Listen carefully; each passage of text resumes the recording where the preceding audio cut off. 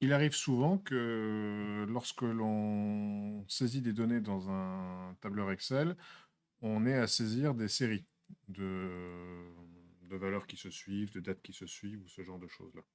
Donc si par exemple on veut saisir 1, 2, 3, 4, tout ça est très pénible, hein, parce que si on veut aller jusqu'à 1000, ça va être difficile.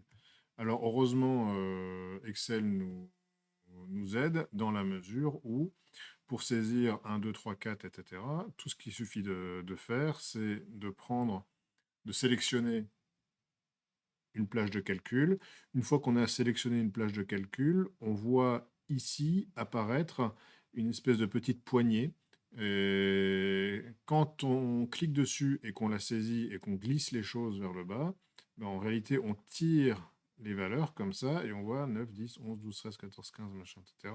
Et si je veux, je peux arriver tranquillement jusqu'à 30. Voilà, ou jusqu'à ce que je veux. Et quand je fais ça, j'ai saisi très facilement une série. Alors, si j'ai une valeur simple, ouais, et que je saisis la valeur à partir de là, tout ce que ça va faire, c'est ça va me copier la valeur en question, et c'est tout. Alors maintenant, j'avais fait avec 1 et 2. Si je fais avec 1 et 3, par exemple, ben là, ça veut dire que je vais faire les choses de 2 en 2. Et ben, Excel comprend qu'on veut faire les choses de 2 en 2. Et donc, ce qu'il va faire, c'est appliquer ensuite des incréments de 2 en 2. Et si je pars de 2, 4, ben à partir de là, il va faire des incréments à partir de 2. Et voilà. Notez que, comme on le disait tout à l'heure, les dates, en réalité, c'est des nombres, donc toutes ces choses-là fonctionnent aussi avec des dates. Donc si je mets par exemple le 1er février, le 1er septembre 2030, ici, j'ai le 1er septembre 2030, alors si je ne fais que le copier, ça va aussi recopier les titres, et là je n'ai que donc je n'ai que les ça va recopier le format et je continue d'avoir des dates. Simplement, quand on a une date, il comprend immédiatement qu'en réalité on ne va pas vouloir faire une copie et qu'on peut le faire directement comme ça. Bon, de toute façon, ce genre de subtilité, quand vous essayerez, vous vous rendrez bien compte que les choses fonctionnent comme ça et pas autrement. Donc ensuite, donc si je saisis une date, par exemple, toujours le 1er septembre 2030, notez que je peux très bien l'écrire comme ça. Quand je l'écris comme ça, Excel comprendra, hein, que c'est une date. Donc, il va la mettre comme ça. Si là, par exemple, je mets le 1er octobre 2030, donc là, ça me fait une autre date.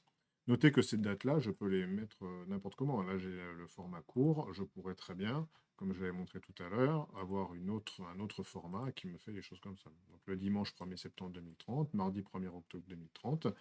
Et ça, si j'utilise la technique où je saisis et je tire les choses vers le bas, eh bien, quand je les tire, on voit que j'ai un incrément de un mois qui se produit.